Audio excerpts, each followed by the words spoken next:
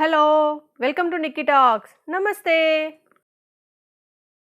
ఈరోజు వీడియోలో చాలా సింపుల్గా మసాలాలు లేకుండా టేస్టీగా ఆలూ రైస్ ఎలా చేసుకోవాలో చూద్దాం. మీరు ఒక్కసారి ఇలా ట్రై చేయండి, మీకు చాలా బాగా నచ్చుతుంది. దీనికోసం ఒక బౌల్లో ఆయిల్ వేసుకొని అది వేడయ్యాక దానిలో అర స్పూన్ జీలకర్ర వేసుకోండి. ఇప్పుడు దీనిలో సన్నగా తరిగిన ఉల్లిపాయలు, పచ్చిమిర్చి ముక్కలు, 1 కప్ పచ్చి బఠానీ, కరివేపాకు,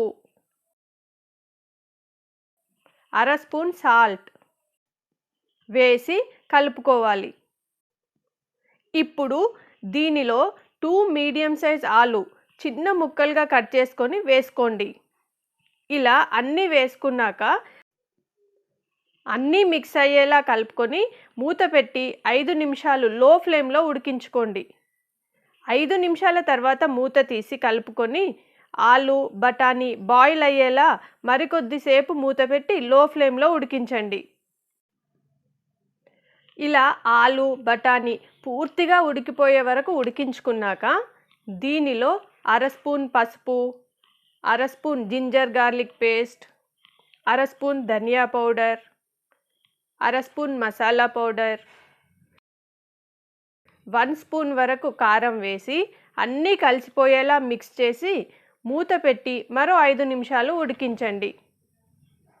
కారం మీరు తినే వీలుగా ఎక్కువ తక్కువ చేసుకోండి. 5 నిమిషాల తర్వాత మూత తీసి అంతా ఒకసారి మిక్స్ చేయండి. ఇప్పుడు దీనిలో ముందే ఉడికించి పెట్టుకున్న 1 కప్ రైస్ని యాడ్ చేసి అంతా బాగా కలిసిపోయేలా కలపాలి. ఒకసారి సాల్ట్ చెక్ చేసుకొని అవసరమైతే కాస్త సాల్ట్ యాడ్ చేసుకోండి. అంతా మిక్స్ చేసుకొని పైన కొత్తిమీర చల్లి మూత పెట్టి 3 నిమిషాలు మగ్గనివ్వండి. దీనివల్ల మనం యాడ్ చేసిన ఇంగ్రీడియంట్స్ ఫ్లేవర్ రైస్లోకి అబ్జర్వ్ అవుతుంది. చూడండి, ఆలూ రైస్ రెడీ అయిపోయింది. ఇలా చాలా టేస్టీగా ఉండే ఈ ఆలూ రైస్ని మసాలాలు ఏమీ వేయకుండా చాలా సింపుల్గా ప్రిపేర్ చేసుకోవచ్చు.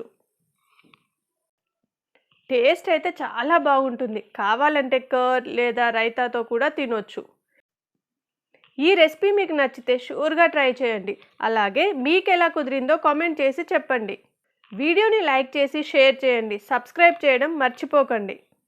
Thanks for watching. నమస్తే.